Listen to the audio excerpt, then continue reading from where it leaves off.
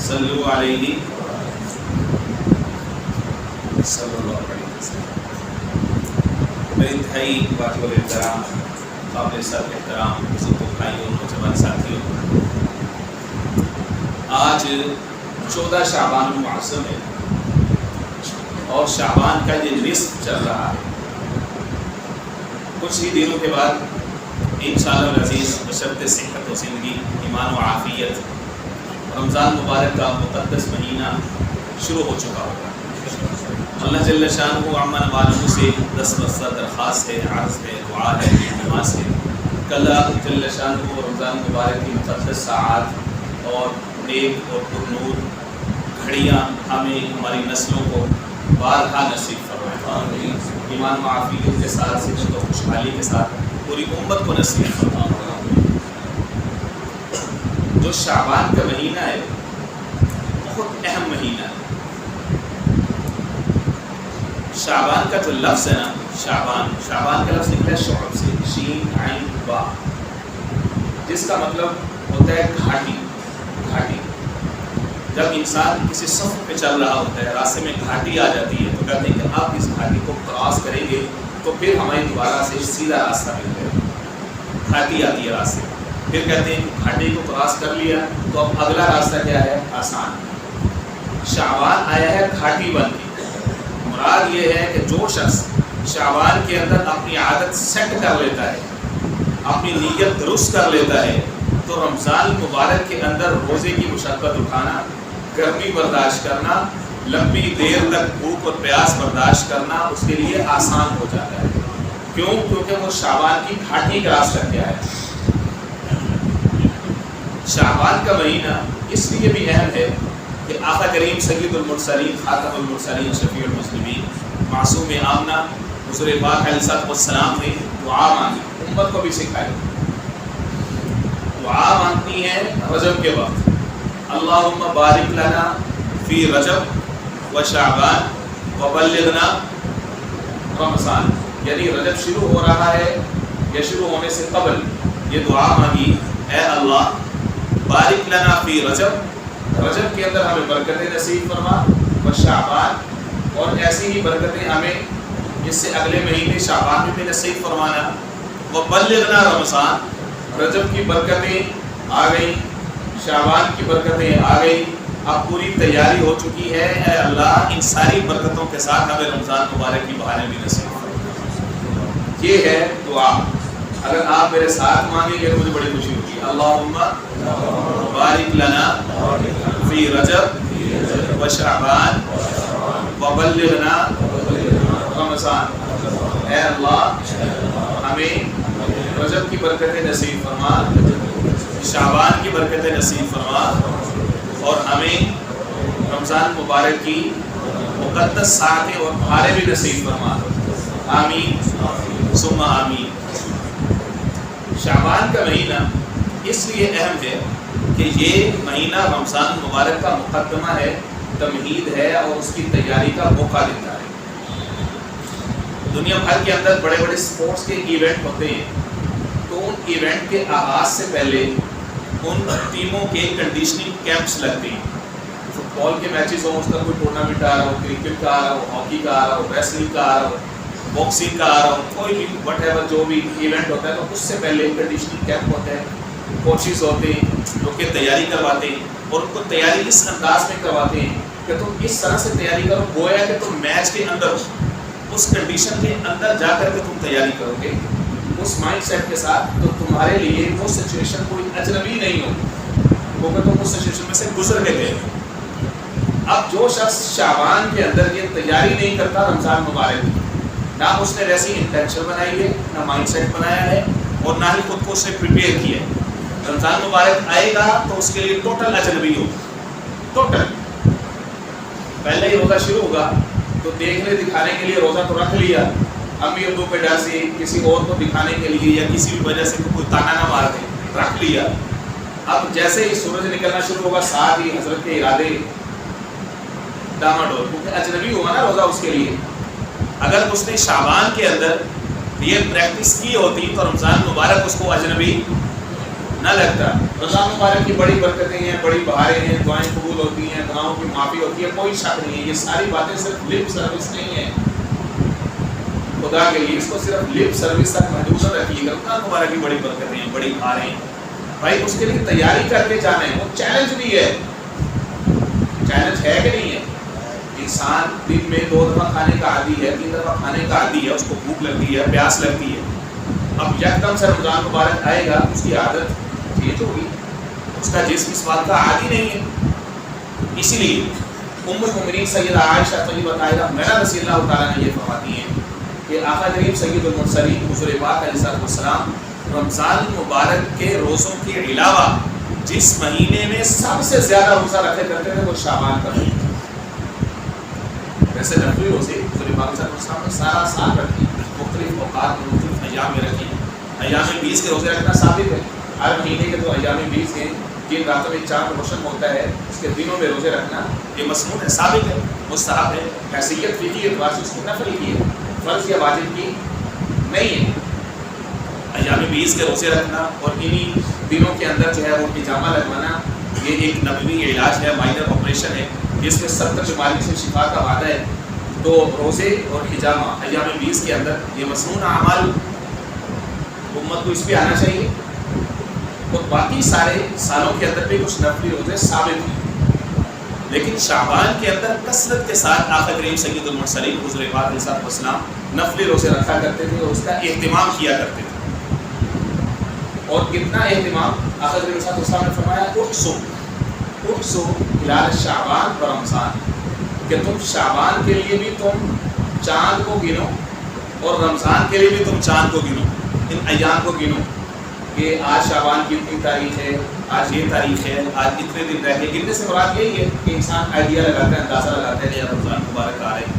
اللہ رب العزت بات اس کی برکتیں اور بہاریں مجھے میری اولاد کو نصیب فرمائے، میرے اہل خانہ کو عزیز و اقارب متعلقین پوری امت کو نصیب فرمائے. تو احسو سے مراد یہ ساری باتیں ہیں نا. آقا کریم علیہ السلام کے جو الفاظ ہوتے تھے نا وہ نہایت جامع ہوتے تھے. یہ حضور پاک صلی اللہ علیہ وسلم کے معجزات میں سے ایک معجزہ ہے، متفق علیہ روایت ہے. فرمایا کہ اعطیت بجوامع الکلم، کچھ چیزیں مجھے ایسی دی گئی ہیں جو مجھ سے پہلے کسی کو عطا نہیں کی. ان میں سے ایک جو ہے وہ جامع کلمات تھی. اعطیت بجوامع الکلم، مجھے جامع کلمات عطا کی گئی. ونصرت بالرعب، اور رعب کے ذریعے سے میری مدد کی گئی ہے کہ میرا دشمن اگر 1 مہینے کی مسافت پر مجھ سے ہوگا تو وہاں پر بیٹھے بیٹھے اللہ جل شانہ میرا رعب اس کے دل میں ڈال دے. یہ حضور پاک علیہ السلام کے معجزات میں سے. ونصرت بالرعب، اور فرمایا کہ پوری زمین کو میرے لیے پاک کر دیا گیا. پہلی امتوں کے لیے ضروری تھا کہ صرف عبادت خانے میں جائیں، اور اب کتنی آسانی ہے. فرمایا زمین کو پاک کر دیا گیا ہے، پانی نہیں ملا تو تیمم کر لیا، اور جو ہے جہاں پر جگہ ملی گاڑی کھڑی کی، اگر مسجد قریب نہیں ہے نماز کا وقت جا رہے ہیں تو وہیں پر ہی مصلی بچا کے نماز پڑھ لی. احسان ہے کہ نہیں؟ بہت بڑا احسان ہے اور بہت بڑی نعمت ابھی اس امت کو نصیب ہوئی ہے. تو احسو کا ایک لفظ ہے اور اس کے اندر یہ ساری چیزیں آ جاتی ہیں. تو تم شمار کرو اس کے چاند کو، مراد یہ کہ تیاری کرو، اپنے ذہن کو تم بنا کے رکھو اس کے لیے کہ شعبان کا مہینہ جو ہے وہ آ رہے. پھر اس شعبان کے اندر سب سے اہم بات جو سمجھنے کی ہے وہ ہے لیلۃ النصف من شعبان. شعبان کی جو لیلۃ النصف ہے یعنی نصف شعبان کی رات، جو کہ 15ویں شب ہوتی ہے. آج 14 کا دن ہے تو رات کون سی ہوگی؟ 15ویں کی ہوگی. اس کو کہا جاتا ہے لیلۃ البرات، شب برات. کئی سارے لوگ پڑھ رہے ہوتے ہیں شب بارات. شب بارات اپنے الفاظ کو درست فرمائیں. یہ شب بارات نہیں، وہ بارات اور ہوتی ہے. یہ ہے شب براعت. براعت برات اور ہوتا ہے چھٹکارا، کہ فلاں شخص کس چیز سے بری ہو گیا. اور اس رات میں بھی اللہ جل شانہ بری فرما دیتے ہیں. اس رات میں بھی بری فرما دیتے ہیں. سیدنا علی المرتضیٰ شیر خدا رضی اللہ تعالیٰ عنہ کی روایت ہے. سنن ابن ماجہ شریف کے اندر یہ روایت موجود ہے 1388. سنن بہقی کے اندر یہ روایت موجود ہے 378 جلد نمبر 3 کے اندر صفحہ نمبر 378 کے اوپر یہ روایت موجود ہے. سیدنا علی المرتضیٰ شیر خدا رضی اللہ عنہ کی روایت. فرمایا کہ اذا كانت لیلۃ النصف من شعبان، جب شعبان کی نصف رات ہوتی ہے، آدھی رات ہوتی ہے، فرمایا فقوموا لیلھا وصوموا نہارھا، تو تم اس کی رات کا قیام کرو اور اس کے دن کا تم کیا رکھو؟ روزہ رکھو. ایک اہم ترین مسئلہ میں آپ سے عرض کر دوں. رات کا قیام، قیام اللیل اور دن کا روزہ، اس کی حیثیت فقہی اعتبار سے، لیگل قانونی اعتبار سے فرض نہیں ہے، نہ ہی واجب، فرض بھی نہیں ہے، واجب بھی نہیں ہے، سنت مؤکدہ بھی نہیں ہے۔ کیوں؟ کیونکہ فرض کے تارک کے اوپر، واجب کے تارک کے اوپر جو شخص نہیں کرتا، سنت مؤکدہ کے تارک کے اوپر ملامت کرنا روا ہے، اس کو سمجھانا، اس کو شرم دلانا، اس کو ندامت دلانا روا ہے، جائز ہے، اس کو ترغیب اتنی سختی کے ساتھ دینا روا ہے۔ لیکن مستحب اور نفل کے اوپر ملامت کسی کو کرنا روا اگر کوئی شخص نہیں کرتا، سمجھ آ گئی؟ ہر چیز کا الگ الگ سٹیٹس ہوتا ہے۔ تو اس کی جو رات کا قیام ہے اور دن کا جو روزہ ہے اس کی ترغیب موجود ہے۔ جو شخص یہ کرے گا یقیناً اللہ جل شانہ اس کو اپنی طرف سے بے شک برکتوں سے اس کو نوازیں گے، اس کو ثواب ملے گا اس کو۔ لیکن یہ فرض یا واجب نہیں ہے، اس کے لیے تداعی کرنا، بہت بڑا اہتمام کرنا اور اسی طرح سے باجماعت نوافل کا اہتمام کرنا، یہ سب چیزیں سنت سے ثابت نہیں۔ ہاں اتفاقاً کوئی اجتماع موجود ہے، بیان موجود ہے لوگوں کی اصلاح کے لیے، اگر بتانا مقصود ہے تو وہ ٹھیک ہے، لیکن روزوں کی طرح، رمضان کے روزوں کی طرح اس کا اہتمام کرنا یہ ثابت، اگر وہ کرے گا تو پھر رمضان مبارک اور غیر رمضان میں کیا فرق بن جائے گا؟ تو یہ نفلی روزہ ہے، مستحب ہے، اللہ رب العزت توفیق دے تو یقیناً اس کو رکھنا چاہیے، اس کا بہت زیادہ جو ہے وہ اجر اور اس کا ثواب ہے۔ ظاہر ہے جب فرما دیا تو ثواب سے تو یہ عمل خالی نہیں۔ رات کا قیام اور دن کا روزہ جب یہ اتنا اہم ہے اور اس کا ثواب اتنا زیادہ ہے، اور احادیث رسول اللہ صلی اللہ علیہ وسلم سے یہ بات معلوم ہو رہی ہے کہ کتنا سعادت مندی کا عمل ہے اور یہ کتنی سعادت کا مہینہ ہے، لیکن میرے دوستوں دوسری طرف اس کے اندر یہ بھی ہے، آخر نبی صلی اللہ علیہ وسلم نے یہ فرمایا کہ اس رات میں بنو کل کی بکریوں کے بالوں کے برابر اللہ رب العزت گناہوں کو معاف فرماتے ہیں، یعنی کثرت کے ساتھ لوگوں پر اللہ رب العزت کا انعام نازل ہوتا ہے اور ان کے گناہ کیا ہوتے ہیں؟ معاف ہو جاتے ہیں۔ تو انہی راتوں میں کچھ لوگ ایسے ہوتے ہیں جن کی بخشش نہیں ہوتی، اللہ رب العزت سے دعا یہ کرنی کہ اللہ ہمیں ایسے لوگوں میں شامل نہ فرما، ربنا اغفر لنا ذنوبنا وکفر عنا سیئاتنا وتوفنا مع الابرار۔ اے اللہ جو زندگی دے وہ ایمان اور صحت، عافیت، سلامتی اور برکت والی نصیب فرما۔ اللہ سے لمبی زندگی نہیں بلکہ برکت والی زندگی مانگنی چاہیے، بہت زیادہ مال نہیں لیکن برکت والا مال مانگنا چاہیے کہ جس کے اندر انسان وہ کام کر سکے جس سے اللہ رب العزت کی ذات راضی ہو، اور ان گناہوں سے اللہ بچا دے جن گناہوں سے اللہ کی ناراضگی ہوتی ہے، ہر گناہ سے اللہ کی ناراضگی ہوتی ہے۔ فرمایا کہ اس رات میں کچھ لوگ ایسے ہوتے ہیں جن کی بخشش نہیں ہوتی، مختلف احادیث کو ملائیں تو ان کی تعداد تقریباً 8 کے قریب بنتی ہے ایسے لوگوں کی کہ جن کی بخشش اس رات کے اندر جو ہے وہ نہیں ہوتی۔ ان کے اندر فرمایا سب سے پہلے جس کی بخشش نہیں ہوتی وہ ہے مشرک، جو اللہ رب العزت کی ذات کے ساتھ کسی کو عبادت میں، اللہ کی صفات میں کسی کو شریک کرے، اس مشرک کی بخشش نہیں ہوتی۔ شرک کی مذمت قرآن مجید میں متعدد مقامات پر، بلکہ جس ٹاپک کو قرآن مجید سب سے زیادہ ٹچ کرتا ہے، ہائی لائٹ کرتا ہے، وہ شرک سب سے زیادہ عقیدہ توحید پر سٹریس دیتا ہے، اور سب سے زیادہ عقیدہ آخرت۔ پورا قرآن مجید آپ پڑھ لیں، پورا قرآن مجید سب سے زیادہ عقائد کے اوپر بات ہے۔ عقائد میں سے 3 عقائد، عقیدہ توحید، عقیدہ رسالت اور عقیدہ آخرت، اور پھر ان تینوں میں سے سب سے زیادہ جس کے اوپر سٹریس ہے وہ عقیدہ توحید ہے اور عقیدہ آخرت ہے۔ عقیدہ رسالت تو ظاہر ہے کہ اس کے ساتھ اٹیچ ہو گیا، کیونکہ آیتیں کس پر نازل ہو رہی ہیں؟ حضور پر نازل ہو رہی ہے نا، عقیدہ توحید پر ہی۔ آخرت کی آیات کس پر نازل ہو رہی ہیں؟ کون آگے بتا رہا ہے؟ حضور ہی بتا رہے ہیں۔ تو عقائد کے اوپر سب سے زیادہ فرمایا ان اللہ لا یغفر ان یشرک بہ ویغفر ما دون ذلک لمن یشاء، بے شک اللہ سب گناہ معاف کر دیتا ہے لیکن شرک اللہ رب العزت کو سب سے زیادہ ناپسندیدہ ہے۔ سورہ لقمان کے اندر جو نصائب لقمان ہیں، ان نصائب لقمان حکیم نبی نہیں تھے، جمہور روایت کے مطابق نبی نہیں تھے لیکن بہت بڑے حکیم تھے، ویژنری پرسن تھے۔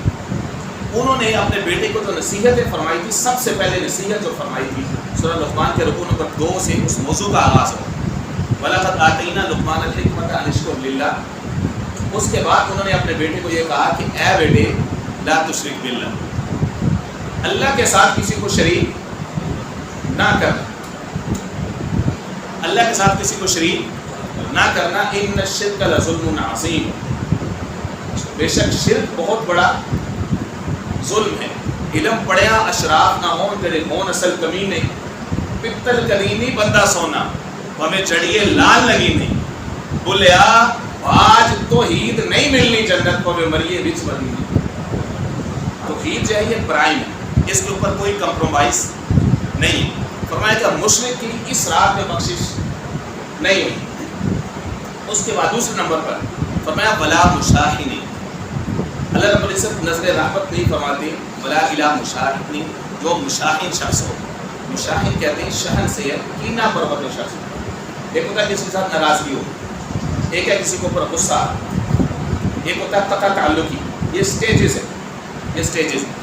اس سے اگلی سٹیج ہوتی ہے بغض کی, شحناء کی سٹیج ہوتی ہے, جس کا مطلب یہ ہوتا ہے کہ مجھے جب بھی موقع ملے گا تو یہ میرے ہاتھ سے بچنے والا نہیں, یا پھر اس کی ناکامی کی تمنا کرنا اور اس سے نعمت چھین جانے کی تمنا کرنا. حسد اور شحناء یہ دونوں قریب قریب ہیں. فرمایا کہ حسد جو ہے یہ انسان کی نیکیوں کو ایسے تباہ کرتا ہے, ایسے کھا جاتا ہے جیسے آگ خشک لکڑی کو قسم کر کے کیا کر دیتی ہے, ختم کر دیتی ہے. اللہ العزت ہم سب کے سینوں کو اہل ایمان کے لیے صاف فرمائے اور خالص فرمائے. فرمایا ولا الا مشاہنی, مشاہن کی طرف اللہ رب العزت نظر نہیں فرماتی, کینہ پرور کی طرف نظر نہیں فرماتی. تیسرے نمبر پر فرمایا ولا الا قاطع رحم. تیسرے نمبر پر وہ شخص کہ جو قطع تعلق نہیں کرتا ہے, رشتوں کو کاٹنے والا شخص. رشتوں کے اندر سب سے پہلے آتا ہے قریبی رشتہ دار, خون کا رشتہ. رشتوں کی سٹیجز ہوتی ہیں, اس کی فیزز ہوتی ہیں, کہ جو شخص قاطع رحم ہے تو اس کی طرف اللہ رب العزت نظر رحمت نہیں فرماتے. اس لیے انسان کو چاہیے کہ معافی تلافی والا معاملہ کرے. خود سے زیادتی ہوئی ہے تو اس زیادتی کو اس کی کمپنسیشن دے. مالی نقصان ہے, مالی نقصان پورا کرے. معافی مانگنی ہے, ہرٹ کی ہے, اس سے معافی مانگے اور خود سے سب کو معاف کرے, سب کو معاف کر دے. کسی سے قرض لینا ہے, تھوڑا ہے تو معاف کر دے, زیادہ ہے تو اس کو قسطیں کر دے, اس کو مہلت دے دے. کسی بھی انسان کسی بھی اعتبار سے لوگوں کے ساتھ عفو درگزر والا معاملہ کرے, کیونکہ اللہ رب العزت کی ذات عفو درگزر کرنے والی اور کسی کو پسند کرتی ہے. نہ کہیں جہاں میں اما ملی, جو اما ملی تو کہاں ملی, میرے جرم خانہ خراب کو تیرے عفو بندہ نواز. اللہ معافی کو پسند کرتے تو بندے کو اللہ کا خالص بندہ ہونے کی وجہ سے اس کو چاہیے کہ اللہ کی کچھ صفات کو اپنے اندر لے کر کے ان میں سے ایک معافی تلافی کرے. قاطع رحم کی مغفرت اس رات میں نہیں ہو. اس کے بعد فرمایا کہ اسی رات کے اندر عاق الوالدین, یعنی جو شخص والدین کا نافرمان ہے اس کی بھی بخشش نہیں. اگر والدین اس دنیا سے گزر چکے ہیں تو پھر ان کے لیے کثرت کے ساتھ جو ہے وہ استغفار کرنا, جن چیزوں کو وہ پسند کرتے تھے وہ کرنا, تو یہ اس کو کمپنسیٹ کر جاتے ہیں. لیکن اگر والدین حیات ہیں تو تابع داری اطاعت کے ذریعے سے ان کا دل جیتنا, ان کی دعائیں لینا یہ بہت زیادہ ضروری ہے, کیونکہ عاق الوالدین, والدین کے نافرمان کی بخشش نہیں ہوتی. خدا کے لیے جتنے لوگ خاص طور پہ نوجوان بیٹھے ہیں ان سے 10% درخواست کرتا ہے, خدا کے لیے اپنے والدین کو سنبھالیے, ان کا سہارا بنیے. بوڑھے بزرگ ہیں, ان کا وقت دیجیے, ان کو وقت دیجیے. اگر آپ ان کو پیسہ نہیں دے سکتے ان کو وقت دیجیے, ان کے پاس بیٹھیے. ان کا جس کو کہتے ہیں نا من ہولا کرنا, وہ اپنی زندگی کی باتیں بتائیں گے. دوائیوں سے وہ اتنے ٹھیک نہیں ہوں گے جتنا آپ کے وقت سے ٹھیک ہو. ایک بندہ بزنس مین ہے, بڑے پیسے کماتا ہے, بڑی اس کی انکم ہے, وہ آتا ہے والدین کے پیسے, ان کو پیسے بھی دے رہا ہے, ان کو کھانا بھی لے کے دے رہے ہیں, ان کے خیال بھی کر رہے ہیں, سال کے بعد ان کو عمرہ بھی کروا دیتے ہیں, ان کو اچھے کپڑے بھی پہنا دیتے ہیں, لیکن وقت نہیں دیتا, وقت نہیں دیتا. وہ بہت بڑے خسارے میں ہے. دوسری چیزوں کا ثواب ہے لیکن وقت نہیں دیتا. وقت بہت بڑی چیز ہے تو آپ کسی کو دیتے. بوڑھے بزرگوں کو, والدین کو خدا رہے وقت دیجیے. سدا نہ باغی بلبل بولے سدا نہ باغے بہارا, سدا نہ باغی بلبل بولے سدا نہ باغے بہارا. یہ دنیا, یہ مال, یہ پیسہ, یہ سب کدھر رہ جائے گا. جو قبر ہے نا اس کے اندر نہ تو کوئی کھڑکی ہے, المیرا اس کے اندر کوئی نہیں ہے, نہ ہی کوئی کفن کی جیب ہے کہ انسان علم میں پڑھ کے اپنے والدین سے, عزیز رشتہ داروں سے غافل رہے اور ان کے ساتھ حسن سلوک سے باز رہے, جس کی کوئی ریشنل نہیں, اس کی کوئی سینس نہیں. فرمایا قاطع رحم کی بخشش نہیں ہوتی, والدین کے نافرمان کی بخشش اس رات میں نہیں ہوتی. ولا مدمن خمر, اور نہ ہی شرابی, شراب کا عادی شخص جو شراب کو تیار کرے یا اس کو آگے پھیلائے، اس کو بیچے، اس کی بخشش نہیں۔ ایک روایت میں آتا ہے کہ اس کے ساتھ فرمایا کہ آکل الربا، سود، جو شخص سود کا کاروبار کرتا ہے اس کی بخشش نہیں۔ ان اللہ لعن، بے شک اللہ لعنت فرماتے ہیں آکل الربا، سود کھانے والے پر، و موکل الربا، سود کھلانے والے پر، اور فرمایا کہ اس کے بعد اس کی ایک روایت میں آتا ہے اس کی حفاظت کرنے والے پر۔ اتنا سخت معاملہ ہے سود کا، اتنا سخت معاملہ ہے سود کا۔ خدا کے لیے کم از کم ہم ایک سودی نظام میں جکڑے ہوئے، اس نظام کے اوپر بات کروں گا، میں موضوع سے بھی ہٹ جاؤں گا اور وقت بھی اس کی اجازت نہیں دیتا۔ بہت برے طریقے سے کم از کم ہم اللہ سے پوری امت کے لیے، اپنے ملک پاکستان کے لیے ہم معافی بھی مانگ سکتے ہیں، اللہ سے مانگ سکتے ہیں اللہ کو ایسی شکل بنا دے کہ سود کی جو بلا ہے یہ ہم سے رخصت ہو جائے، سود کی بلا ہم سے رخصت ہو جائے۔ سر کے بالوں سے لے کر پاؤں کے ناخنوں تک پوری کی پوری قوم سود کی نظام میں ڈوبی ہے، اور جہاں تک یہ عقیدہ بن چکا ہے کہ سود کے بغیر ملک نہیں چل سکتا، سود کے بغیر نظام نہیں چل سکتا، اس حد تک ہم جکڑے ہوئے ہیں۔ اللہ سے معافی مانگے اس کے اوپر، پوری قوم کو، پوری امت کو اس کے اوپر اجتماعی معافی کی ضرورت ہے، توبہ کی ضرورت ہے۔ کم از کم ہم اپنے طور پر، انفرادی طور پر ہم کم از کم اس معاملے سے باز رہ سکتے ہیں۔ یہ بہت سخت گناہ ہے، بہت سخت گناہ ہے، اس سے بچنا چاہیے۔ فرمایا آکل الربا و موکلی، کھانے والا، کھلانے والا، شاہدی، اس کے اوپر گواہ بننے والا، وقاتبی، اس کو لکھنے والا، فرمایا کہ سب کے سب اللہ کی لعنت کے نیچے، اور ایک بار اس کے اوپر حفاظت کرنے والا اس نظام کی۔ تو اس لیے خدا اپنے تئیں کم از کم کوشش کیجیے، اپنے آپ کو اس گناہ کے اندر ملوث ہونے سے بچائیے۔ اس رات میں ایک طرف سے تو اللہ کی طرف سے یہ اعلان ہو رہا ہے حل من مسترزقین، ہے کوئی رزق مانگنے والا تو آ جائے، حل من مسترزقین، ہے کوئی رزق مانگنے والا، حل من مستغفرین، ہے کوئی مغفرت کا طالب۔ جہاں پر اتنا رحمت کا باڑا برس رہا ہے تو اللہ سے دعا مانگنی چاہیے کہ اللہ ان گناہوں سے بھی ہماری حفاظت فرما، کہیں ایسا نہ ہو کہ ہم اللہ کے غضب کے نیچے آ جائیں۔ اللہ سے اس کی رحمت مانگنی چاہیے، اس کی امید رکھنی چاہیے۔ میرے دوستوں، یہ جو رات ہے یہ بڑی قیمتی ہے، یہ جو مہینہ ہے یہ بڑا قیمتی ہے۔ اپنی حیثیت کے مطابق جتنا زیادہ آپ اس کا اہتمام کر سکتے ہیں، اس کی عزت کر سکتے ہیں، اتنا زیادہ کیجیے۔ اللہ رب العزت رمضان المبارک کی اور ساری برکتیں اور بہاریں ہم سب کو نصیب فرمائے۔ وما علینا